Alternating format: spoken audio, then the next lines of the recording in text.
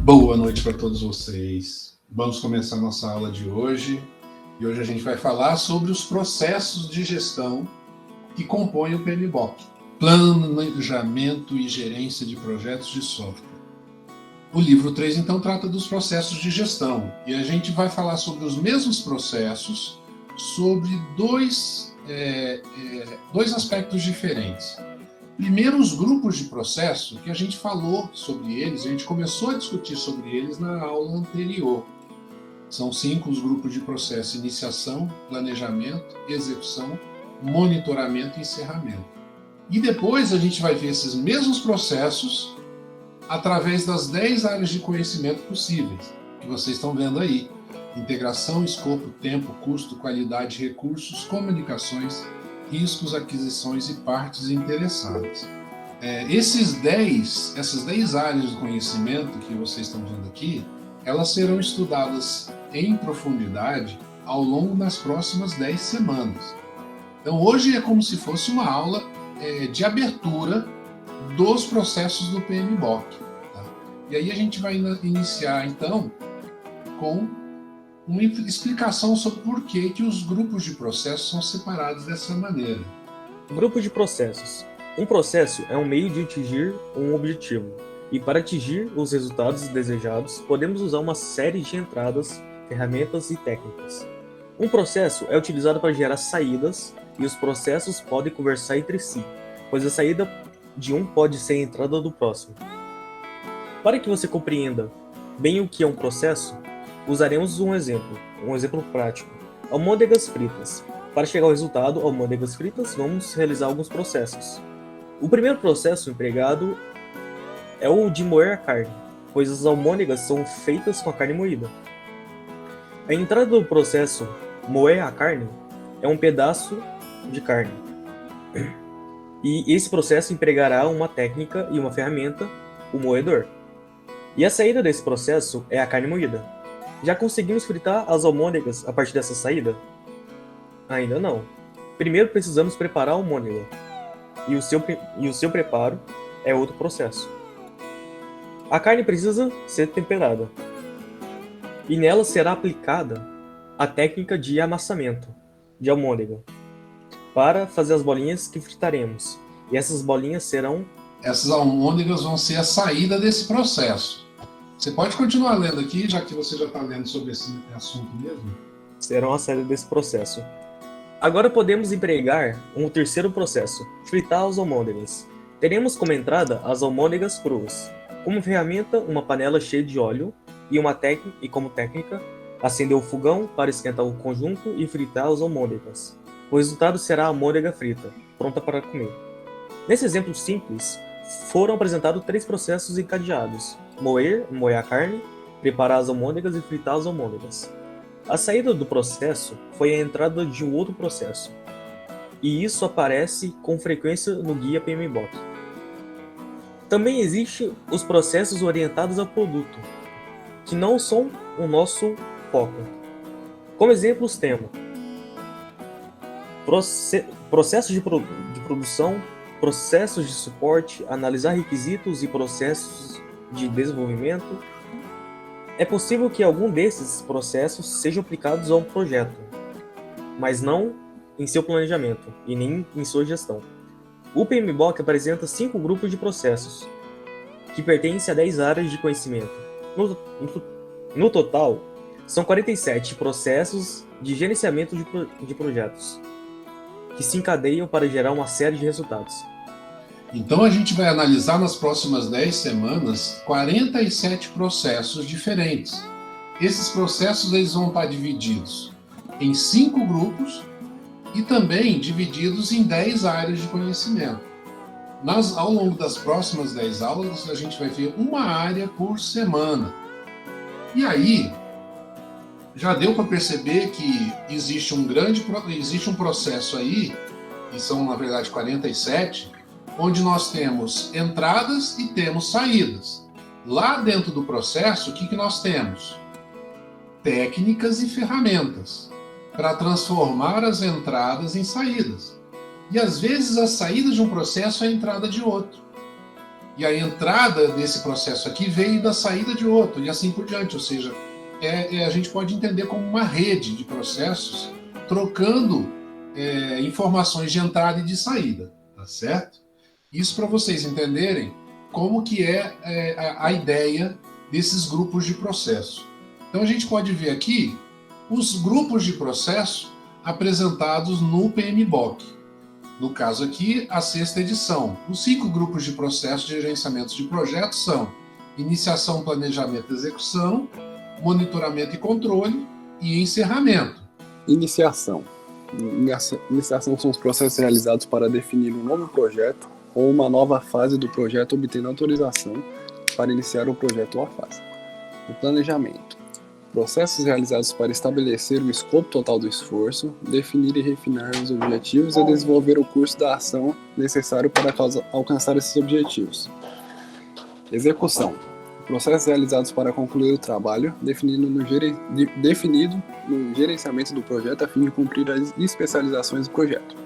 Monitoramento e controle. Processos necessários para acompanhar, analisar e organizar o processo e o desempenho do projeto. Encerramento. Processos realizados para concluir ou fechar formalmente um projeto, fase ou contrato. Observe então que isso acompanha um certo ciclo de vida.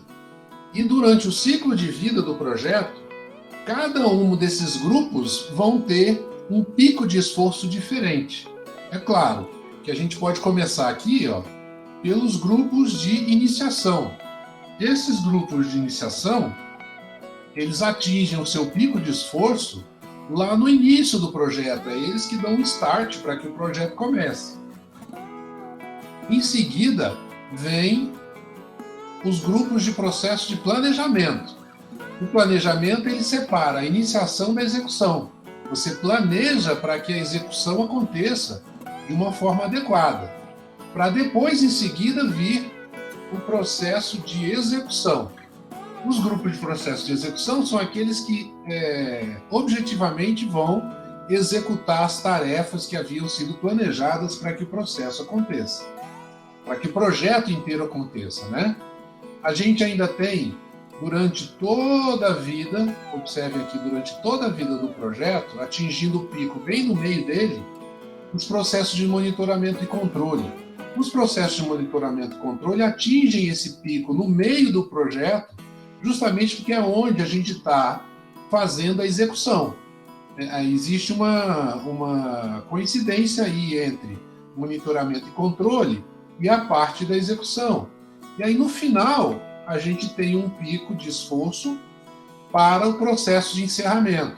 Observe que quando vira o encerramento, praticamente a gente já não tem mais execução e não tem mais planejamento. A gente está só no encerramento mesmo. E aí, vocês estão vendo aqui uma tabela que foi retirada lá do guia do PMBOK, onde a gente tem nas colunas os 5 grupos de processos e nas linhas as 10 áreas que serão estudadas nas próximas semanas, tá? Quando você cruza os dois, então você chega nos processos. E aí a gente vai começar agora a apresentar para vocês o grupo de iniciação, que é o primeiro grupo aqui. O grupo de processos de iniciação, então, faz a interface entre o que ocorreu antes do início do projeto e o trabalho de planejamento. Você não tem uma ideia e senta para planejar. Não. Existe aí um tempo antes entre você ter uma ideia de projeto ou de produto e você planejar. Você tem aí um tempo. Esse tempo pode, por exemplo, ser utilizado para você escrever o termo de abertura do projeto, que é o que vocês vão fazer na atividade de hoje. Então, sabemos que antes de o projeto começar, ele foi selecionado pela gestão da organização, dentre vários outros, e um contrato pode ter sido assinado, além de provavelmente haver um caso de negócios associado a esse projeto. Grupo de iniciação. Imagine que você trabalha em uma organização cujo planejamento estratégico determina que em 10 anos, a contar de hoje, ela será a líder de mercado. Nossa, que ambicioso. E ela pretende fazer isso inovando com soluções tecnológicas de ponta. Para atender a essa expectativa, é preciso construir essas inovações, com projetos que serão entregues. Produtos serão construídos por meio deles. Logo, quando um projeto de inovação for selecionado, porque atende a esses requisitos ligados à visão da empresa, você, como gerente de projetos, terá de colocar em andamento alguns processos de iniciação. Muito bem. Então, vai ter vários projetos já pensados e aí está falando que ele vai escolher um desses projetos e vai começar o processo de iniciação. Exatamente. Então, veja, toda vez que você tiver uma inovação em vista, a empresa ela vai montar vamos dizer, um business plan, ou seja, um planejamento de negócios voltado para aquela solução tecnológica. E antes de que o projeto se inicie para transformar a solução tecnológica num produto, você tem essa fase da iniciação, que é antes do planejamento. É a fase onde você vai contratar pessoas, você vai talvez montar o plano de negócio, você vai criar o termo de abertura do projeto, ou seja, tudo isso é feito antes de começar a planejar qualquer coisa. Grupo de iniciação. As principais atividades de iniciação são definir o gerente do projeto e desenvolver o tema de abertura. O termo de abertura será elaborado pelos patrocinadores e as partes interessadas mais relevantes, possivelmente com o gerente do projeto. Esse documento marca o começo do projeto e aponta o gerente do projeto, suas possíveis restrições, o que motivou o projeto, quais são os seus propósitos e objetivos, e o que é o sucesso. O esforço do desenvolvimento do termo de abertura é super importante, pois, para o PMI, não existe projeto sem termo de abertura. Um bom termo de abertura vai, no mínimo, apresentar premissas e restrições. Muito bem. Então, o termo de abertura ele pode ser super resumido. Ele pode praticamente não ter quase nada, mas pelo menos as premissas e restrições têm que estar lá. A gente vai falar sobre premissas e restrições em detalhe quando a gente for descrever o termo de abertura lá na frente, tá? PMI, vocês lembram, é o instituto que criou o PMBOK, tá? Então, vejam que, basicamente, o que a gente precisa fazer nos grupos de iniciação são desenvolver o termo de abertura de projeto e também definir as partes interessadas. Aliás, aqui, ó, as definições de premissa e restrição já estão aqui. Grupo de iniciação. Para definir premissa, você vai elaborar um projeto para o seu casamento, que será a céu aberto. Não há como saber se vai chover ou fazer sol no dia, mas você pode partir dessa premissa que fará sol. Essa é a premissa do projeto, e para cada premissa existe um risco. Para definir restrição, veremos outro exemplo. Você é um astronauta, ficou preso em uma espaçonave e só tem mais 48 horas de oxigênio. Um segundo a mais e você estará morto. Essas 48 horas serão a restrição para uma força-tarefa que pretende fazer o seu resgate. O projeto, ou ao menos o esforço de resgate, não poderá durar mais que isso, e o termo de abertura deve explicitar essa restrição. Eu acho que com esses exemplos ficou fácil demais a gente entender o que é premissa e restrição, né? Agora, seria interessante a gente falar mais sobre essa questão da premissa, porque tem muita coisa envolvida quando você define uma premissa. O projeto é o casamento, certo? Alguém aqui vai casar. E aí, você resolveu que ele vai ser a céu aberto. Se você resolveu que o casamento vai ser a céu aberto, você já tem a primeira premissa de que no dia não vai chover. Agora, toda premissa tem que levar em consideração uma possibilidade de um risco. E se há uma possibilidade de um risco, você tem que ter uma certa ação de contingência. O que é contingência? É você estar prevendo a possibilidade daquele risco ocorrer. Então, para que o seu projeto não afunde por conta do acontecimento de um risco qualquer, você sempre tem que estar pensando em medidas de contingência. Ah, sim, vai ser a céu aberto, mas tem um salão que fica lá do lado, num canto afastado, que se chover, vai todo mundo correr para o salão. Isso é contingência. Tá? A outra coisa que a gente deve levar em conta é restrição. Voltando para a questão do casamento. Eu poderia contratar uma orquestra com 20 músicos. Só que existe uma restrição. Eu não tenho dinheiro para contratar 20 músicos. Então eu vou contratar um trio. 3 músicos só. Isso é você formatar o seu projeto de acordo com as restrições que você tem. Ok? Ou seja, um termo de abertura de projeto ele tem que ter, no mínimo, premissa e restrição. Não precisa ter cronograma, não precisa necessariamente ter os custos, mas tem que começar a fazer, a pensar em premissa e restrição, tá bom? Bom, vamos ver, tem mais um pouquinho aqui. Então, quais são as atividades importantes da iniciação do projeto?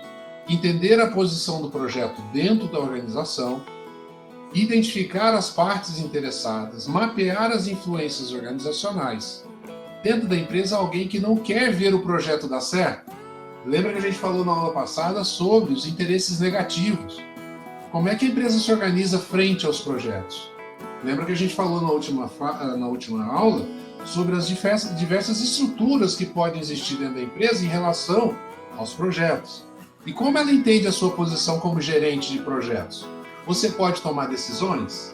Você pode contratar e demitir? Como é que é? Como você pode tirar o melhor proveito da estrutura organizacional na qual o seu projeto está inserido? Isso são reflexões que são realizadas agora, durante os processos dos grupos de iniciação. Então, os processos de iniciação são só dois. Desenvolver o termo de abertura de projeto e identificar as partes interessadas. Feito a parte dos grupos de iniciação, que são essas primeiras aqui, a gente parte para a fase de planejamento. E aqui a gente pode voltar de novo naquela matriz, naquela tabela, para verificar que a fase de planejamento ela é a mais completa e a mais cheia de processos. São 24 processos no grupo de planejamento. A gente tem planejamento para todas as áreas, todas elas. Observem que o grupo de iniciação tem um processo na integração e um processo nas partes interessadas. Aqui, um processo na integração e um processo nas partes interessadas. Já o grupo de planejamento ele é enorme. Ele tem 24 processos. Este é o grupo que tem maior número de processos, com 24 no total. Isso acontece porque esse grupo inclui para cada área do conhecimento, que são 10 áreas, um processo de planejamento. Neste grupo de processos será planejada toda a execução do projeto, seu monitoramento, controle, encerramento e também as atividades de planejamento. Não podemos planejar um projeto sem planejar todas as áreas de conhecimento que compõem o arcabouço apresentado pelo PMBOK. Muito bem. Então, o grupo de planejamento é o mais forte de todos os grupos. Grupo de planejamento. Durante o andamento desse grupo de processos, o gerente pode ter que planejar e replanejar o processo diversas vezes ao longo de seu andamento. E por que falamos em replanejamento?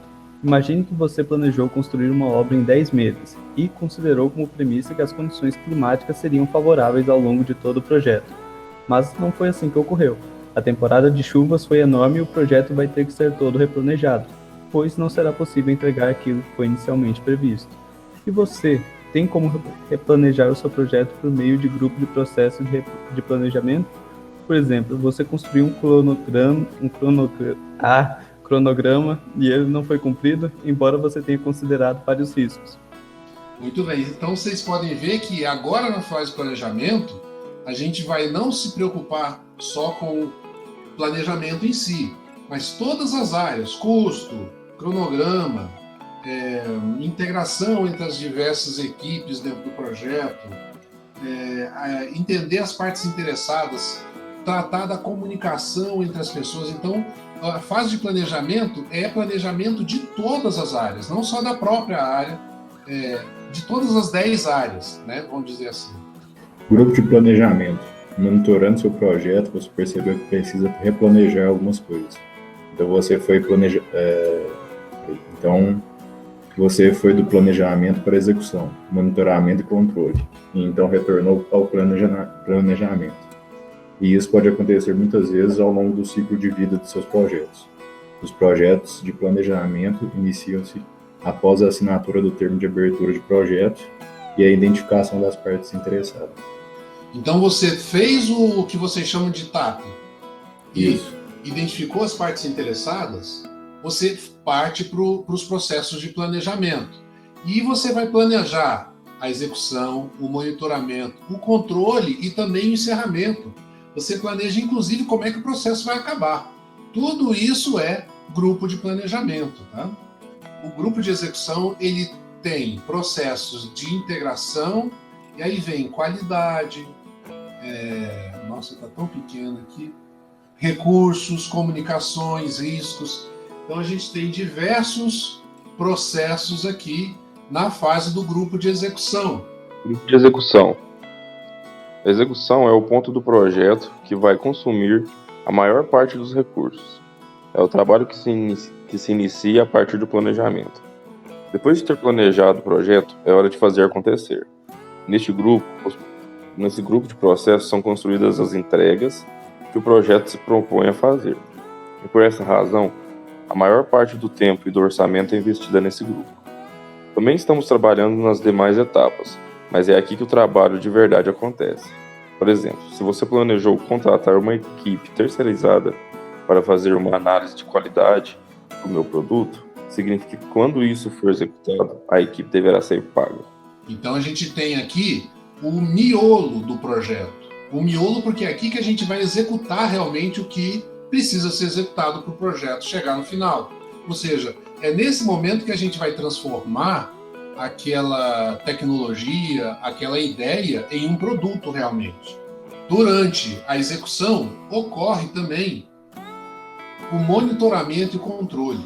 Geralmente, o monitoramento e controle serve para que a gente possa acertar a execução e, em alguns momentos, voltar para o planejamento para replanejar o que precisa ser feito, porque às vezes as coisas dão errado.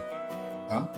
Então, observem aqui que a gente também tem processos de monitoramento e controle espalhado por todas as 10 áreas. São menos processos, mas o monitoramento e controle ele acontece em todas as áreas do projeto. Grupo de monitoramento e controle. Primeiro, vamos definir o que é monitorar e controlar. Imagine que você está levando seu filho para um parque ou uma praça em que ele possa correr e brincar. Você está sempre monitorando enquanto ele se diverte. E ele começou a subir em uma árvore da qual pode cair. Então, você toma a decisão de tirá-lo de lá, para que ele não se machuque. Isso é controle.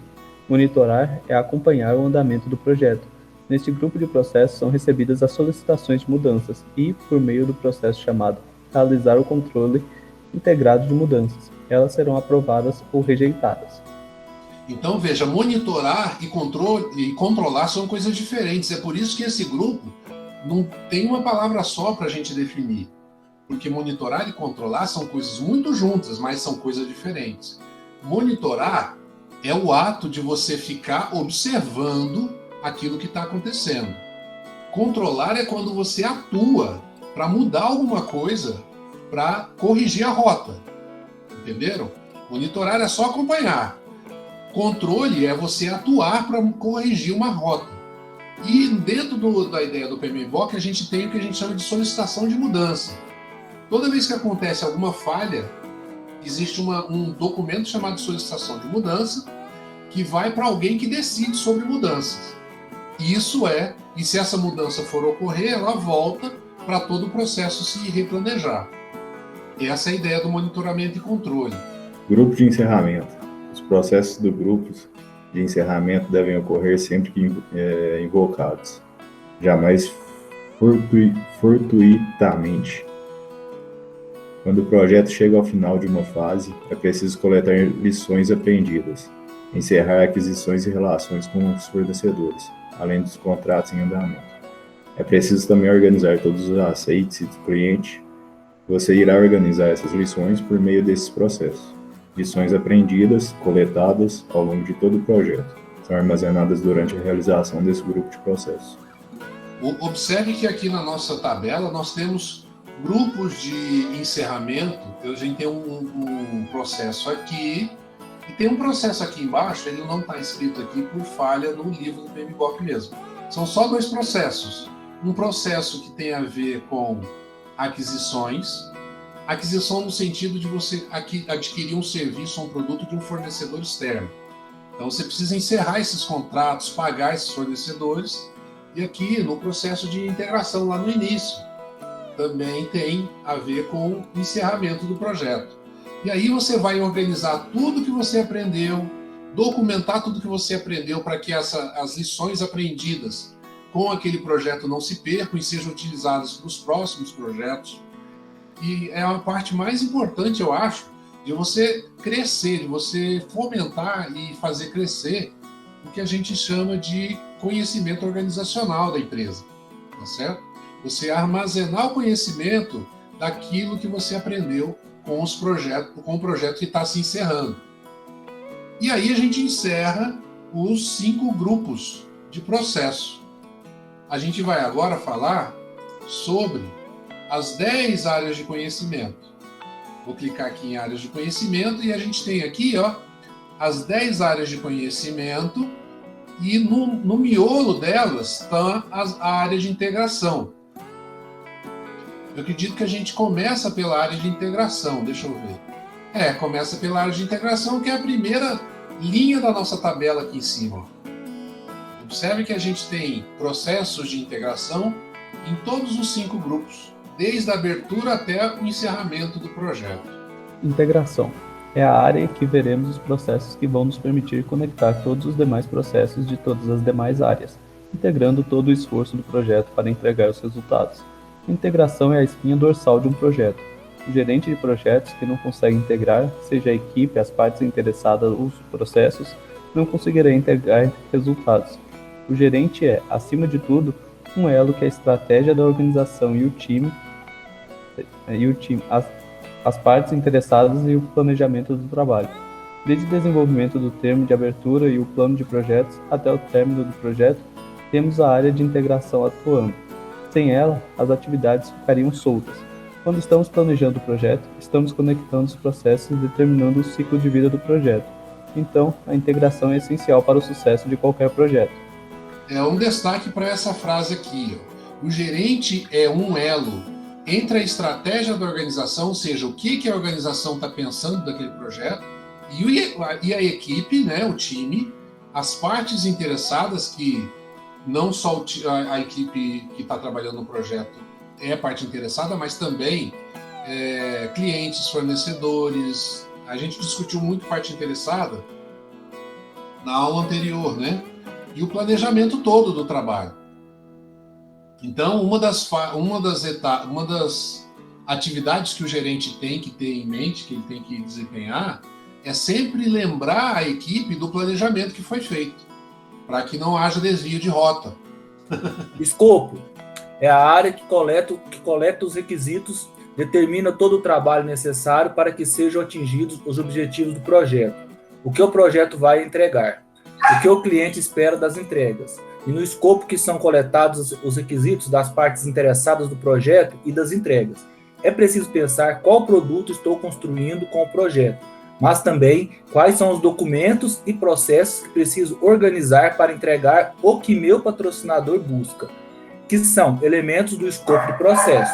O escopo nos mostra todo o trabalho que precisa ser feito para o projeto ser entregue com sucesso, as atividades de projeto e também as de produto. Também faz parte dos gerenciamento de escopo evitar tarefas desnecessárias. Muito bem. Escopo, gente, vocês têm que pensar, se a gente tiver, é claro que o PMBOK ele é muito mais aberto, ele não é só voltado para a indústria de software, mas para vocês entenderem o que é essa área do escopo, basta você pensar que no início do desenvolvimento de um software, você tem toda aquela fase da análise do problema, você vai automatizar alguma coisa. Então, para automatizar essa coisa, você precisa conhecer aquele processo. E aí você vai, por exemplo, vamos pensar que você vai automatizar o caixa do supermercado. Você tem que ir lá fazer todo o levantamento de como é que o caixa funciona. Você tem que, às vezes, até o interessante é você atuar como caixa durante um dia inteiro para saber exatamente quais são as dificuldades. Essa é a melhor maneira de você fazer levantamento de dados a respeito de um processo qualquer que você quer automatizar. E isso tem a ver com o escopo, você coletar dados que têm a ver com os requisitos, com os objetivos do projeto. Cronograma, tempo. Essa área nos ajuda a definir as atividades que nos levarão à entrega dos resultados e os produtos apontados pelo escopo do projeto. Quais os recursos necessários para as quais atividades? E aqui não se trata apenas de recursos humanos, mas também materiais. Quanto tempo preciso para realizar uma atividade? É preciso pensar no sequenciamento lógico delas. Ou seja, qual será o cronograma do projeto? Considerando o modelo de cronograma da organização, em como o cronograma será mantido. Como o meu planejamento do tempo será controlado e como a linha base será controlada. Então, essa fase de gerenciamento do tempo, ela é toda baseada num documento importantíssimo que é o chamado cronograma. O cronograma ele pode ser feito de diversas maneiras, a gente vai estudar algumas aqui. Mas observem que fazer cronograma tem muito a ver com planejamento. Vocês podem observar aqui, que a área do cronograma tem vários processos, acho que são 5 ou 6 processos, e eles todos estão no grupo, na coluna do planejamento. E é claro, tem aqui no monitoramento e controle, o controle do cronograma, depois que o projeto está sendo executado. Ok? E aí a próxima etapa é a gente falar sobre custos. Aqui nós vamos conciliar os recursos financeiros que nós temos com as atividades que precisamos executar para entregar os resultados. Todo projeto tem custos, e este custo precisa ser estimado, orçado e controlado. Se você orçou o projeto em 1 milhão e a organização aprovou, você precisa garantir que esse dinheiro sairá da conta da empresa e vá para o seu projeto. Por meio do controle de custos, fazemos o controle do escopo, tempo e dos próprios recursos, usando o gerenciamento do valor agregado, que é uma técnica muito interessante. Então a gente pode ver aqui que a gente vai ter todo um cálculo para definir qual é o montante de recurso financeiro a ser utilizado pelo projeto. E vejam, é claro que se você já está aqui na fase de planejamento, observem que você faz os cálculos do custo do projeto aqui na fase de planejamento também, na coluna do planejamento. E tem um processinho para controlar o custo aqui do lado. Agora, na fase de planejamento, se você já está no planejamento, você já está gastando algum dinheiro. Se você já chegou no planejamento, algum recurso já foi gasto. Então, esse recurso já foi gasto e o recurso pode ser gasto para frente. E a gente vai aprender que a gente tem que, inclusive, guardar recurso escondido. Porque vai que um risco qualquer acontece. Uma coisa inesperada acontece. Se essa coisa inesperada acontecer, você tem que ter recurso para poder resolver esse risco, para que o projeto não acabe no meio, não seja interrompido no meio. Então, vamos lá. Qualidade. É preciso entender os requisitos e garantir que aquilo que foi requisitado será entregue, que atendam às necessidades dos clientes da produção do projeto. E, por fim, iremos controlar a qualidade do que foi desenvolvido no projeto. Quando estudamos qualidade, em primeiro lugar, temos que entender que qualidade é atender os requisitos do cliente. Se o arquiteto pediu uma porta amarela e é entregue uma porta vermelha, você não cumpriu os requisitos e não está entregando qualidade no seu projeto. Qual a diferença entre grau de qualidade e o nível de qualidade? Pense em uma calculadora básica e em uma calculadora científica. Ambas fazem contas, mas o grau de qualidade da calculadora científica é superior ao grau de qualidade de uma calculadora básica. Mas isso não significa que a qualidade final seja boa ou ruim. O que vai determinar essa qualidade são os requisitos do cliente. O que ele queria? Um Fusca ou um BMW? Se o cliente pedir um Fusca, e você entregou um Fusca exatamente do jeito que ele pediu, você entregou algo com muita qualidade. O seu projeto foi executado com qualidade. Por quê? Porque qualidade é definida como o quão próximo você consegue chegar o produto do cliente, do que o cliente pediu. Se o cliente imaginou uma coisa e você conseguiu entregar exatamente aquilo que ele pediu, é porque você tem uma imensa qualidade aí envolvida. Entenderam? Mesmo que você tenha outros tipos de carro, o BMW é melhor do que um Fusca, mas se o cliente pediu um Fusca e você entregou um Fusca do jeitinho que ele queria, qualidade 100%. É isso que a gente tem que ter em mente na qualidade, tá? Como construir e mobilizar uma equipe? Como gerir os recursos humanos? O gerente de projetos negocia com gerentes funcionais quem fará parte da equipe do projeto e estabelece regras e recompensas. O gerenciamento dos recursos humanos vai garantir que você pense na equipe, mais do que apenas como recursos, mas como um time. É preciso pensar em como organizar esse time, como avaliá-lo, como recompensá-lo e como motivar as pessoas e resolver conflitos. A equipe é construída durante a execução do projeto para que o gerente do projeto consiga entregar aqui que se propôs a entregar. E é a execução que os problemas vão ocorrer e os conflitos surgirão. Então, observe, você tem todo um gerenciamento de recursos envolvidos, e aí a gente está falando de vários tipos de recurso. O mobiliário, o local onde vai acontecer o projeto, os equipamentos e também as pessoas envolvidas no projeto. É o que a gente chama de recursos humanos. Hoje em dia não gostam mais de falar sobre a palavra recursos humanos, porque meio que iguala o recurso humano ao recurso do mobiliário. E a questão é que aqui a gente não vai entrar nessa discussão. Recurso é tudo que precisa ser requisitado para que o projeto seja executado. E isso envolve local, equipamento, mobiliário, pessoas, dinheiro, tudo. Tudo que precisa ser requisitado para que o projeto aconteça é recurso.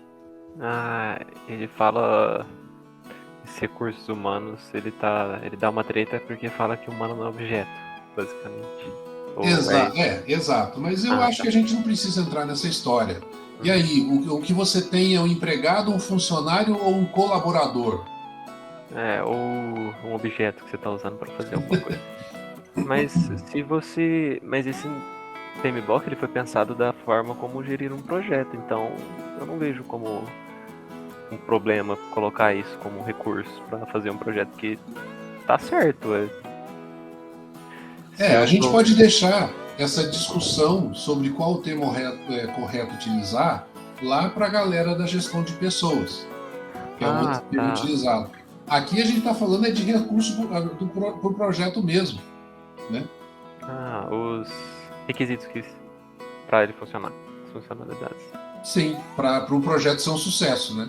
Você tem que requisitar pessoas, assim como você tem que requisitar uma sala. E não tem outro jeito de pensar diferente. É claro que uma sala não vai ter ambições. Você não vai ter que conversar com a sala, explicar para ela como que o projeto funciona. Onde é que você quer chegar. Mas, no nosso sentido aqui, é tudo recurso. Tá certo? Entendi. Aí o gerente de projetos vai conseguir atuar muito melhor nessa parte com os funcionários. A gente vai estudar uma série de técnicas de gestão de pessoas nos processos de definição de recursos. Algumas de gestão de pessoas, de negociação, de entender quais são as necessidades que a equipe tem, esse tipo de coisa, para poder fazer o gerenciamento da equipe da forma melhor possível, né? Quem irá receber de relatórios, com que frequência? Por meio de gerenciamento das comunicações, é feita a entrega das informações, dados e conhecimento contribuído ao longo do projeto. Gerenciamos as comunicações através de fazer relatórios de acompanhamento, gerar informações relativas às mudanças e andamento do projeto, enfim, coletar informações e redistribuí-las. O gerente de projeto gasta até 90% do tempo durante a execução do projeto nas comunicações.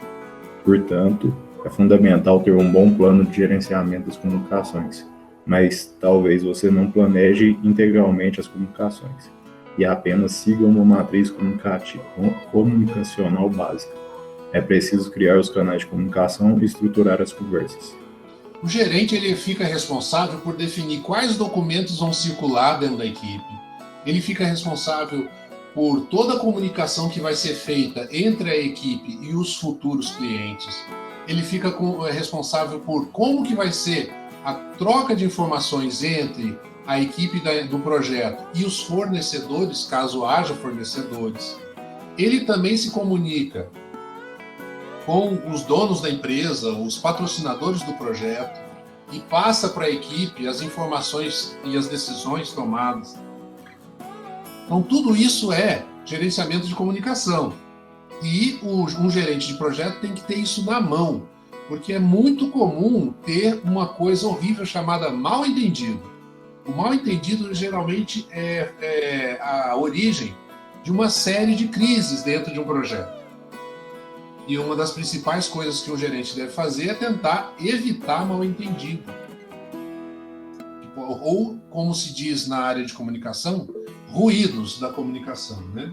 Mas se na área de comunicação é tão importante, por que na área de planejamento, o planejamento não é enorme igual da terceira tarefa? Ó.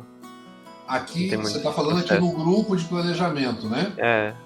Aqui você vai definir quais documentos serão trocados dentro do projeto. Por exemplo, quando o programador for entregar um módulo qualquer, é ele quem vai entregar diretamente para o usuário? Não, ele vai elaborar um documento para passar para uma equipe de implantação. E como é que vai ser esse documento? Tudo é definido no planejamento. Ah, tá. Entendi. Por isso que existe também a questão do planejamento nas comunicações. Aí depois, é claro, você gerencia se o que foi planejado está adequado na fase de execução e, é claro, tem um monitoramento e controle dessas comunicações, justamente para não ter ruído. O principal problema nas comunicações é você ter ruído nas comunicações. É preciso identificar os riscos que corre o seu projeto, analisá-los e planejar respostas, para fazer o controle dos riscos quando necessário. A área de conhecimento que trata dos riscos do projeto é bem complexa e trata de uma série de processos. Ela permite identificar ameaças e oportunidades. Temos que identificar oportunidades que são riscos positivos, para que possamos explorá-las. Ameaças são riscos negativos, e é preciso planejar respostas por meio de estratégias bem definidas para endereçá-las. Por meio do gerenciamento de riscos, pode-se garantir o sucesso dos projetos. Todas as áreas de conhecimento são importantes, mas quem desconsidera os riscos certamente está fadando seu projeto ao fracasso. Observem que risco tem uma conotação negativa, mas um risco tem dois lados, tá? Um risco é algo inesperado. E esse algo inesperado pode ser ameaça, mas pode ser oportunidade também. Então, observem que risco pode ser tanto uma oportunidade como uma ameaça ao projeto. Diga, Marco. Por exemplo, eu em Oficinas 2 vou fazer um projeto de um e-commerce. Tecnicamente ele vai poder fazer venda pelo site, mas tem o risco de não conseguir eu não sei o termo, uma maquininha, sabe, virtual. Um provedor? Um provedor. Aí você tem que analisar esse risco e poder pensar, tem Pix, porque não é uma loja muito grande por enquanto, do provedor. Sim. Entendi. Mas o Pix também acaba sendo um risco, não?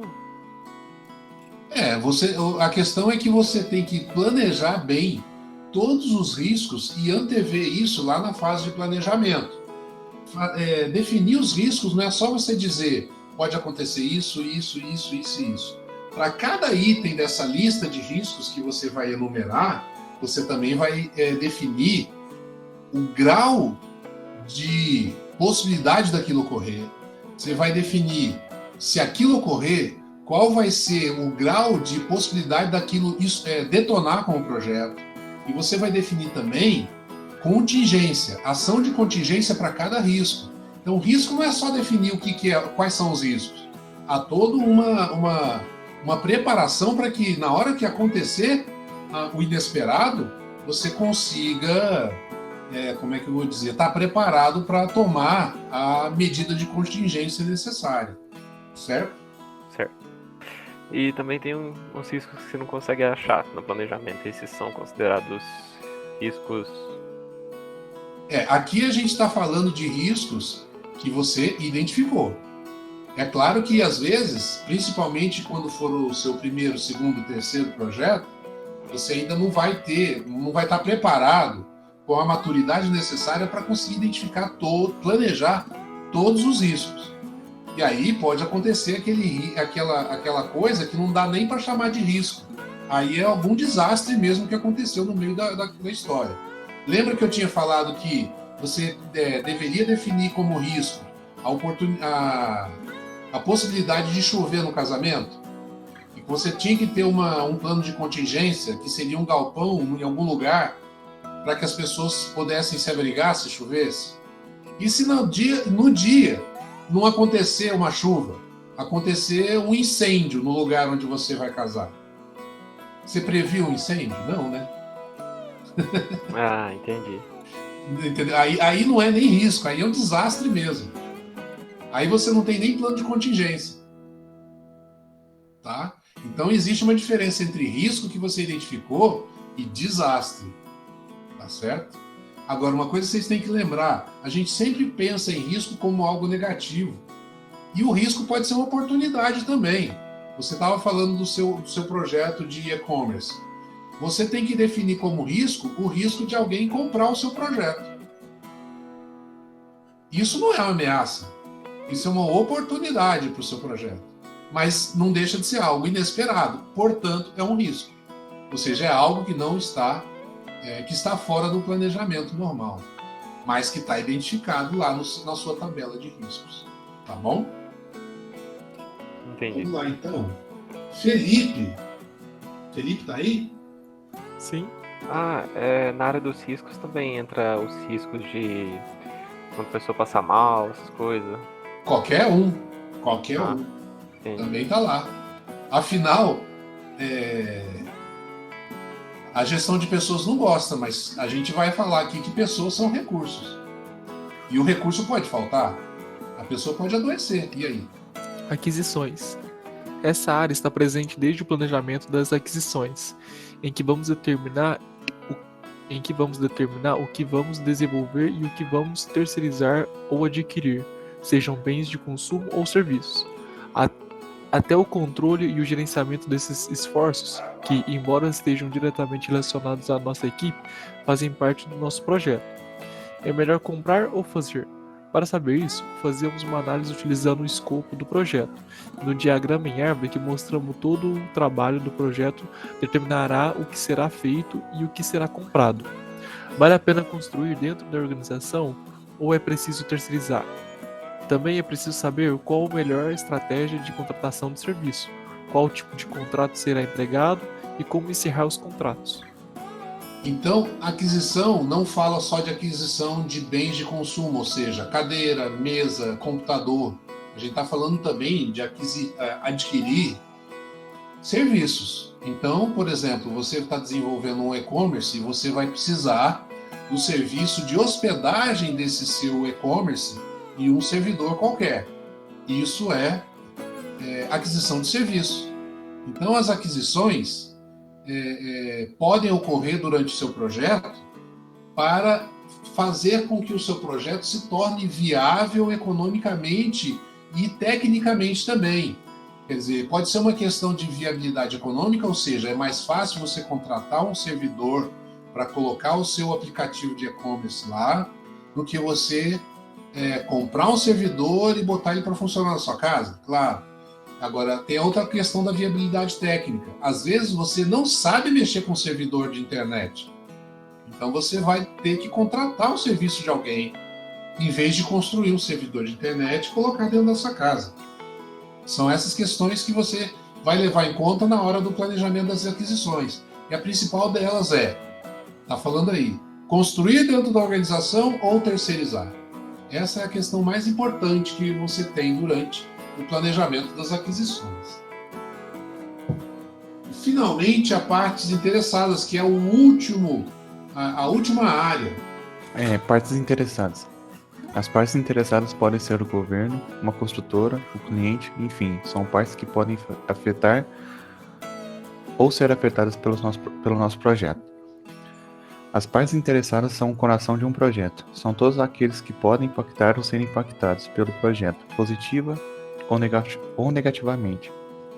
Elas decidem o que é bom, realizam um trabalho, podem acabar com o projeto ou fazer dele um sucesso. O gerenciamento das partes interessadas tem o objetivo de engajar as partes positivas ou diminuir o impacto das partes negativas, que não têm interesse positivo no nosso projeto. É preciso planejar e controlar seu engajamento para que o projeto satisfaça a todos. E a elaboração do documento de partes interessadas é muito delicada, e é importante deixar claro no plano de comunicações quem pode ter acesso a ele, pois partes negativas podem se sentir ofendidas. Então a gente tem, além de todas essas outras 9 áreas que vocês viram, a gente tem uma área específica para identificar e monitorar as partes interessadas, ou seja, todos aqueles que estão envolvidos dentro do projeto. O objetivo aqui é fazer com que você possa chamar para perto aquelas partes interessadas que têm interesse positivo no projeto e se preparar para evitar as partes negativas, ou seja, aquelas pessoas que estão interessadas em destruir o projeto. Então, tem gente que vai estar com interesse negativo no projeto. E esse interesse negativo ele tem que ser controlado. Você tem que sempre controlar o impacto dele sobre o projeto de um modo geral. Tá? Então, vocês podem observar que a gente apresentou aqui todos os 5 grupos e apresentou também todas as 10 áreas.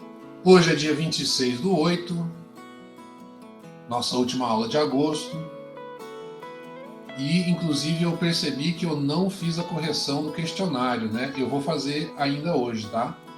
Vocês já vão ter a nota do questionário ainda hoje. E tô aqui com a atividade prática de hoje, que é a definição do projeto. Vocês vão elaborar um documento para apresentar o projeto que será utilizado nessa disciplina. Afinal, durante as próximas 10 aulas, nós vamos elaborar um documento, o documento mais importante da área específica, a gente vai elaborar em sala. E aí, vocês podem pesquisar na internet algum exemplo de termo de abertura de projeto ou um documento qualquer que descreva o projeto que você pretende utilizar para fazer esses trabalhos nossos que acontecerão durante as próximas aulas. Não esqueçam de postar o ambiente aqui no Moodle, e essa é uma atividade para ser feita hoje.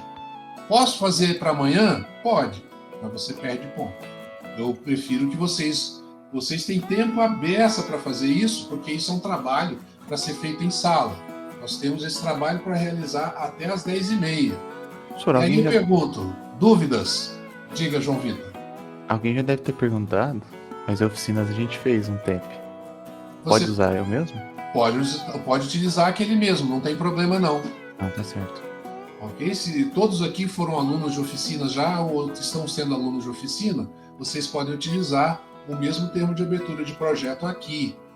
O que vai acontecer é que nas próximas aulas a gente vai desenvolver um documento exemplo para cada área do conhecimento que a gente viu, e esse documento ele vai ter um pouco mais de profundidade do que um termo de abertura. Um termo de abertura ele pode ser bem mais simples.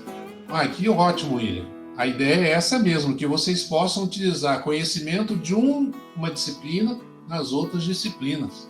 Peço então que vocês gastem esse tempo que vocês vão ter agora, de agora para frente, até às 10h20, né? Eu não vou ficar até às 10h30, afinal a gente nem faz intervalo, até às 10h20, para que a gente possa...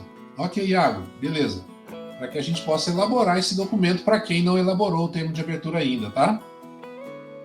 Eu vou estar aqui à disposição para discutir com vocês qualquer detalhe que vocês queiram. Às vezes vocês estão inseguros com a entrega de alguma parte do documento, é só conversar comigo, eu estou aqui à disposição.